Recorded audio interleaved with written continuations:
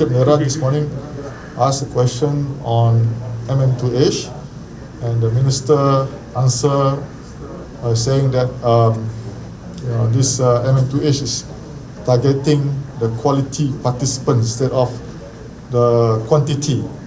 So we like to reiterate here that 48,000 families from MM2H have somehow stimulated our economy, and by purchasing the property, by having by going to international school, and is estimated a total of 11.89 billion injected to our economy. So with the new condition by KDN, by the significant one is from the fixed deposit from 150,000 or 300,000 to 1 million. So that is the major significant change. And of course, they also add 50,000 ringgit deposit for dependents, and also they reduce 10 years long-term social visit pass to 5 years, and other visa fee like from 90 ringgit to 500 ringgit. So this condition is somehow is like shifting a goalpost. A lot of changes, and then these changes have somehow affect the existing. Even this one applies to the existing MM2H participant, not the new one, not the new applicants.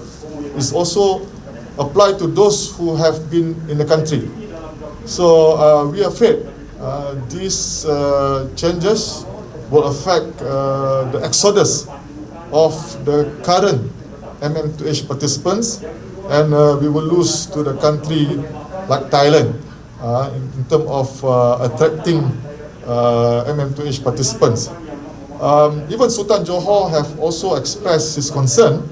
On the 30th August, FMT reported that he said that the changes will also dent the country revenues, frighten off investors, and dented or tainted image overseas. So with this, we are asking KDN to review the conditions imposed to the existing and to the new MM2H participants, because we will lose in the long run. If you are attracting the quality participants with this kind of different ataupun shifting of goalposts, a lot of changes in the current condition, this will also make all the prospective quality participants will not choose Malaysia as their destination. We also urge KDN or the government, Prime Minister, to reconsider taking this function of attracting MM2H to MOTEC instead of to KDN, because MOTEC is more user friendly. They have been since day one. So I think MOTEC should know how to handle this MM2H participants more effectively. Okay, so Hannah, you want to add? Good morning. I am the Member of Parliament for Segambut. I have raised the issue of Malaysia, my second home, through a media statement a few days ago. And the issue I want to bring today is on the answer given by the Home Minister in Parliament.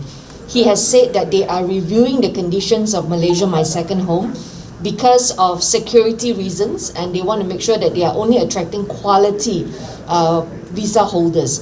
Now, for an existing program that affects the livelihood of people who have settled here, calling Malaysia their second home, you cannot use the broad principle of security as the main reason to review it case by case. So if you want, police should know by now who are those who are threatening security in this country, and by all means, you can go ahead and terminate those who are creating security threat. We are not against the government doing that, but you cannot apply that as a broad principle to suddenly call for a review of this, because people have settled here, people have moved from their country, and a lot of them are retirees, because this program initially started off as, you know, a program to draw tourists to Malaysia and also to increase spending here. Now, how this affects Segambut? In Segambut, I have the communities like Desa Park City, Mont Kiara, Hatamas area, and they are all here in Malaysia. So when you suddenly do a review like this, it frightens people. People will feel no sense of security. They will want to relocate. Now, when they relocate, it will affect rental of properties. A lot of them are Malaysian owners. It will also affect the F&B industry in these areas. A lot of restaurants are very concerned that suddenly they are losing clients. The other thing is the private schools, the international schools, all of them will be affected. So it's an entire chain of sectors that will be affected by this ruling. So we call upon the Home Minister, if you want to review something like this, you should at least have a consultation session with all the lawmakers, all the MPs who are affected, because this is not just Kuala Lumpur, obviously Penang, they also have this, and even the Sultan of Johor has spoken up about this.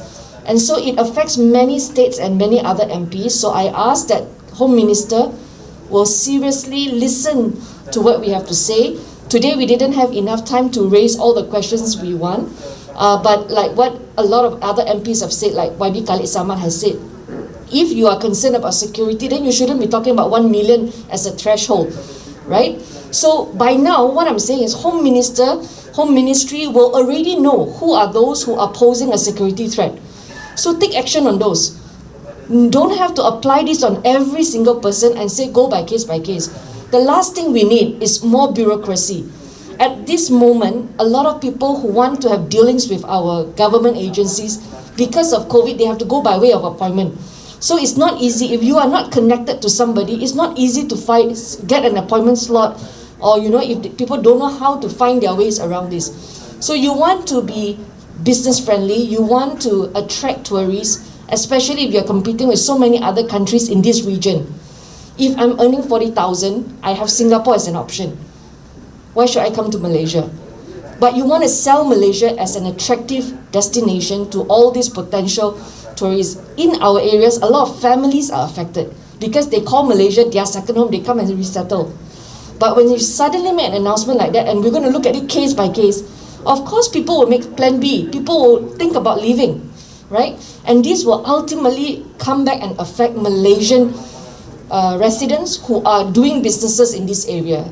Everybody is affected, not just the Malaysia My Second Home visa holders. Okay, thank you.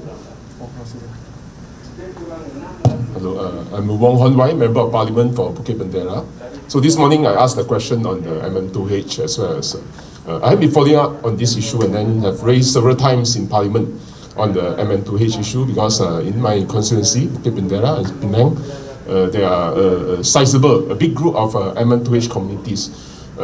What is the most important to us is that not only it affecting the participants of MM2H, it affecting the local economies. You know, the local economies, whether from the hospital, private hospital, international schools, FMBs, the property sector, the banking sectors, it's a change of industries will be affected if such a drastic move by the government in reviewing MM2H policy. I also raised a question just now in the Parliament regarding there's one country, two system on MM2H. The Peninsular Malaysia has a very restricted policy on MM2H, while our Borneo states, the Sarawak states, had a liberal policy. You know, liberal policy in which it has a quite a relaxed requirement as compared to the Peninsula. So my proposal is for the Federation, for the Home Ministry, to follow Sarawak, to have a liberal policy. Our goal should be increase the participation of MM2H participants. But by introducing such a review, it actually will reducing the participants. It will reduce the participant, then the existing participant they have been, if you read in the press, they have been in the news that they have been talking about their plan to relocate to other countries, or they have been talking about they want to sell off their properties, they want to dispose their properties, they want to close their bank accounts and relocate to other countries. So this will not only affecting the new participants, but the existing participants we also will move away from Malaysia. So I urge the government to revert back to the existing policy, even following the liberal policy of the state of Sarawak. So I think this not only affecting the M2H, but affecting local economies. In Penang has been named as one of the best retirement city in the world. There are so many M2H, whether for Korea, Japan, UK, US, New Zealand, Australia, China, so many of them come to Penang, and then they spend, they buy houses, they send their kids to international schools, they're supporting the local activities. So I think they contribute. They contribute economically, they contribute culturally. There's so many festivals with them. The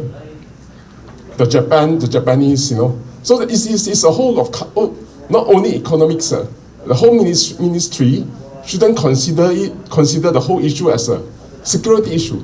You should consider from the aspect of economy, cultural contribution as well. You want to be an international city, Kuala Lumpur, Penang, Johor Bahru, international city. So you must welcome the international visitors. So MM2H, they contribute not only in terms of economy, in terms of enriching the local cultures. So I seriously urge the federal government to review its existing policy, to revert back to the old policy, follow Sarawak. This is my urge to the federal government. Thank you. Nak cakap bahasa tak? Tak perlu. So we are happy to answer any questions or clarifications if you have any. Kalau nak cakap bahasa pun boleh. Ada request? Bahasa? Ada request? Tidak ada request. Tak perlu ya? Masih ya? Tak perlu. Okay, terima kasih. Thank you. Terima kasih.